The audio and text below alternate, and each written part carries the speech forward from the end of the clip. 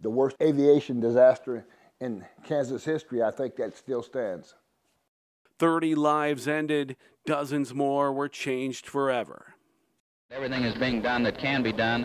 General Wade and his staff is making financing available for the families that need emergency, that are under emergency circumstances, and homes are being found to locate those that need to be displaced for a temporary period.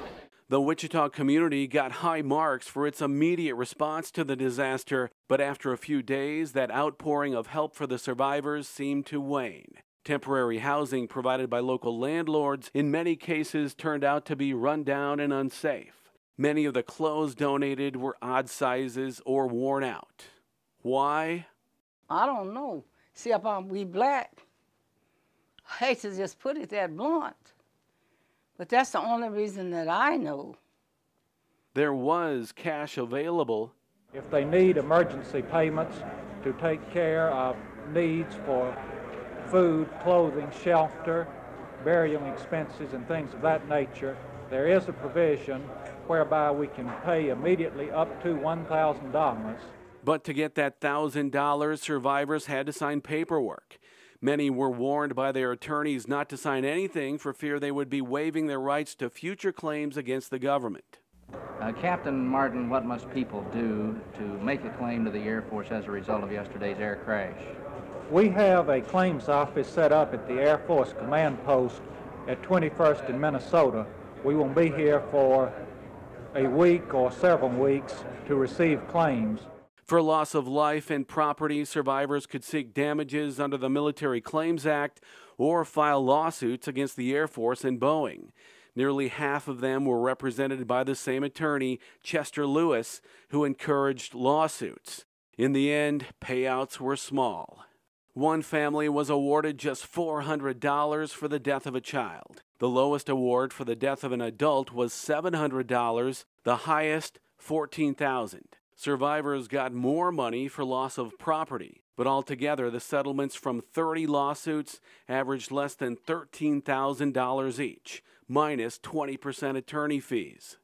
I don't know. I think given the time, there are a lot of factors at play there. I can't say specifically, and I haven't seen anything in research that tells me this is why they got paid this specific amount, but they were very low. Families received just a few $1,000s for a loss of a loved one, and that's a terrible tragedy in and of itself. Not that I'm wanting a lot of money, but I always thought, well, maybe if I had enough money in an education fund to help me out a little bit, maybe I would have took a little bit different direction. Would we have gotten any more money if we would have been white or in a different neighborhood? All of this stuff comes up. What ifs? What do you think? You don't know. Man. And then there's always the thought that I could have been here too. Why wasn't I? I could have been here too. At age 5, Clyde Stevens had been sent away to live in California because his father in Wichita was disabled and could no longer care for him. It wasn't until recently that Stevens learned about this plane crash back in 1965 that killed his dad. The only way I can see it is it was God.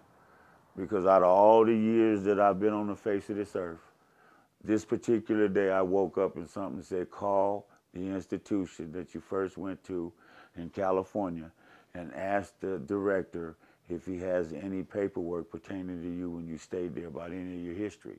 And when I got the paperwork, that's when I found out that he was killed by a C-135 Air Force tanker plane. Stevens has returned to Wichita to reconnect with his roots and visit the scene of the disaster. This is the last place my father was alive. By being here, it makes me feel a lot closer. He's trying to make up for lost time, though realizing the damage was done long ago when Raggy 42 tore a path of destruction through his dad's neighborhood. Straight down through here. You just picture a trail of fire.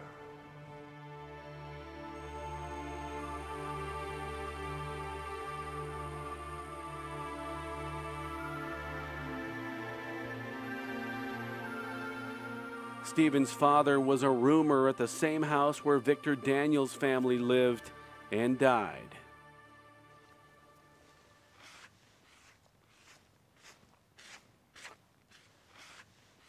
Yeah, this is it.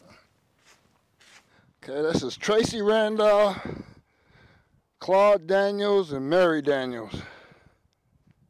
I used to come out here as a kid, sit out here and get drunk or cry or whatever I did. We had one funeral that day for all three of them. It was a very solemn day. The funeral was up at Tabernacle Baptist Church at that time. Some lives ended, others were changed forever.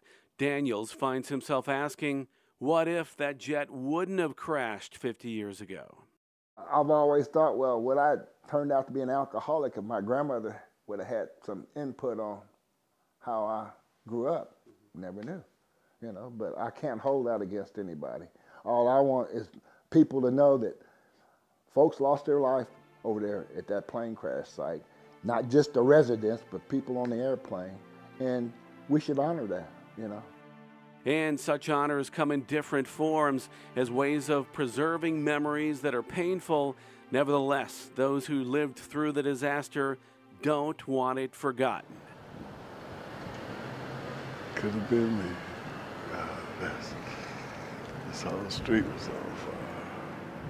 Remnants of the crash still show up from time to time in the park where houses once sat. Daryl Woodard recently found what he believes is a piece of the plane. He has painted the torn piece of metal and made it into a keychain.